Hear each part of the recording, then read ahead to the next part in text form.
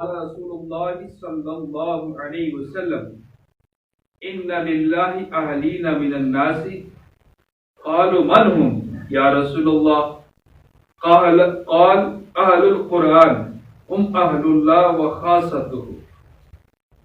حضرت انس رضی اللہ عنہ نے حضور اکرم صلی اللہ علیہ وسلم سے ارشاد نقل کیا ہے کہ آپ نے فرمایا کہ حق تعالی شانوں کے ہاں بعض لوگ خاص گھر کے لوگ ہیں، اللہ کے ہاں بعض لوگ کیا ان کے گھر کے لوگ ہیں، اہل اللہ ہیں۔ تو صحابہ کرام نے عرض کیا کہ یا اللہ کے رسول، اے اللہ کے رسول، وہ خاص لوگ یعنی اہل اللہ، اللہ کے خاص لوگ، اللہ کے گھر والے وہ کون لوگ ہیں؟ تو آپ علیہ السلام نے فرمایا قرآن شریف والے کہ وہ اللہ کے اہل ہیں اور خواص ہیں۔ جو لوگ قرآن پاک پڑھتے ہیں اور قرآن میں لگے رہتے ہیں وہ اہل اللہ ہیں۔ اہل اللہ کا مطلب کہ اللہ والے، ہاں وہ اللہ والے ہیں۔ اور ان کا کیا ہے، قرآن والوں وہ لوگ کراتے ہیں جو ہر وقت کلام پاک میں مشغول رہتے ہوں، اس کے ساتھ خصوصی رکھتے ہوں، اور جو دن رات اللہ جل شانہ کے کلام میں لگے رہتے ہیں وہ اللہ کے اہل اور خواص ہوتے ہیں۔ اور بار بار جو آپ قرآن پڑھتے ہیں، قرآن پڑھنا یہ بھی اللہ کی توفیق سے ہے۔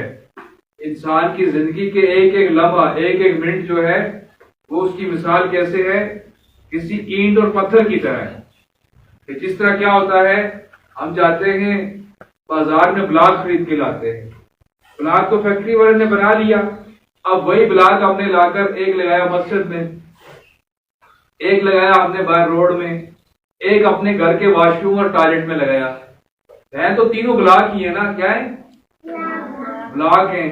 لیکن بلاک جو مسجد میں لگا تو ہم وہاں پہ آ کر کیا کرتے ہیں، عبادت کرتے ہیں، یہاں باوضو ہو کر پاک ہو رکھ کے آتے ہیں، تو اس کی نسبت افضل ہوگی۔ جو روڈ میں لگا تو اس کی نسبت وہ نہیں ہے جو مسجد والے بلاک کی ہے، اور وہی جو واش روم ٹوائلٹ میں لگا وہ اس کی نسبت اور ہی زیادہ گر گئی۔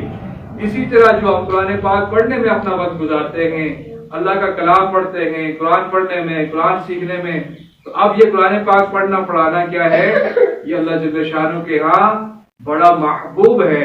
تو اہل اللہ، اللہ والے کون ہیں، جو قرآن پڑھتے ہیں، کون؟